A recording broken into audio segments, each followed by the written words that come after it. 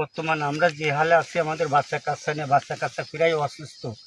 আমরা খুবই গরমের ভিতরে বাচ্চা কাচ্চা নিয়ে টিকতে পারতেছি না। হয়তো আপনারা আমাদের একটা ব্যবস্থা করেন, আর নয়তো আমাকে যা করবেন আপনারা করেন, কিন্তু আমাদের জীবন আর সহ্য হচ্ছে না।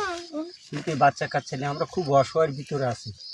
বাচ্চা কাচ্চার যে অবস্থা, কাপড় চোপড় নেই, কিছু নেই, খুব দূর দূরান্তর অবস্থার ভিতরে আমরা আছি। ঠিক আছে, আমাদের বাচ্চা কাচ্চা প্রায় অসুস্থ আছে, এখন প্রায় তো অসুস্থ। আপনাদের কাছে এইটুকু অনুরোধ, আপনারা আমাদের একটা সুব্যবস্থা করেন, আমাদের জীবনটা একটু বাঁচান। আপনাদের কাছে চাওয়া পাওয়ার কিছু নেই, আমাদের কাছে ডকুমেন্ট সব আছে। আপনারা দেখেন যে আমরা কি এই দেশের নাগরিক না রোহিঙ্গা, আপনারা এটা তদন্ত করে দেখেন। আমাদের কাগজপাতি সব কিছু ওকে, আমাদের লোকজনের জায়গায় আছে। আপনাদের কাছে অনুরোধ, আপনারা আমাদের একটা সুব্যবস্থা করেন। তারা যে বড় কষ্ট করছে, তাদের তো একটা ব্যবস্থা করতে হবে। সে বাংলাদেশ লীগ আর ভারত লীগ রাষ্ট্রীয়ভাবে তো সমাধান করতে হবে। তারা লোকগুলো যেন এইভাবে কষ্ট না করে, তাদের খাওয়া দাওয়া, গোসল, ঘুম, তার নিরাপত্তা নেই, জীবনের নিরাপত্তা নয়। সে বন জঙ্গলে বাস করছে, তারা কয়দিন থাকবে এভাবে? আমরা চাই সবাই মিলে সেই লোকগুলো যাতে যে কোনো দিক সাইডে তার ব্যবস্থা হয়। গত 3 দিন ধরে যারা আসছে তাদেরকে আমি পানি খাওয়াচ্ছি, আপনাদের মতন সাংবাদিক ভাইরা তাদেরকেও খাওয়াইছি। গিয়ে দেখলাম যে 4টা বাচ্চা প্রচণ্ড অসুস্থ, জ্বরে কাতরাচ্ছে।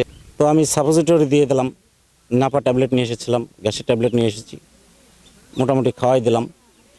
পরে দেখলাম যে বড়োরাও প্রচণ্ডভাবে ঠান্ডা লাগছে তাদের।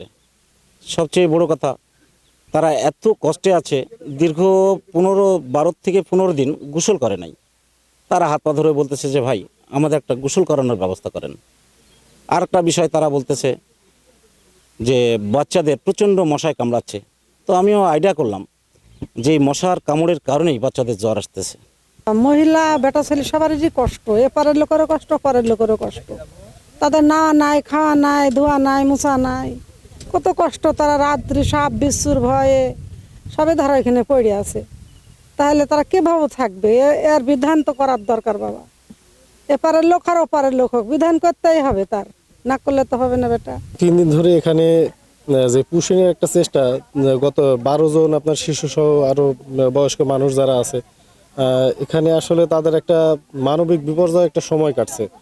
তো এই ক্ষেত্রে সীমান্তে অনেকে আসছে, কেউ দেখতে আসছে, কেউ সহযোগিতার হাত বাড়াচ্ছে। বিজেপির সাথে অনেকেই আলোচনা করে দেখা যাচ্ছে তাদেরকে খাদ্য খাবারও প্রেরণ করছে। তো এই এমত অবস্থায় আমি মনে করি যে এটা স্থানীয়ভাবে প্রশাসনিক একটা সমাধানের মাধ্যমে তাদের নিজস্ব একটা বাসস্থানে ফেরানোর ব্যবস্থা, অথবা তাদের নিজস্ব যেখানে তাদের যদি ইন্ডিয়ায় যদি তাদের বাড়ি হয় তাহলে তাদেরকে ইন্ডিয়াতে প্রেরণ করা হোক প্রশাসনিকভাবে, অথবা তারা যদি আসলে যদি আমাদের দেশের মানুষ হয় তাহলে এটা প্রশাসনিকভাবে আমাদের দেশে তাদেরকে নিয়ে নেওয়া হোক। 3 দিন ধরে এখানে অবস্থান করছি, আমরা কাজে যেতে পারছি না। তারপরে এই যে এই লোকগুলা এখানে আছে, এদেরও কষ্ট, এরাও ছেলেপিলে নিয়ে খুব হাল, খাওয়া দাওয়া, এই রোদের ভিতরে কখন বৃষ্টি আসে, কখন কি হয়, খুব কষ্ট।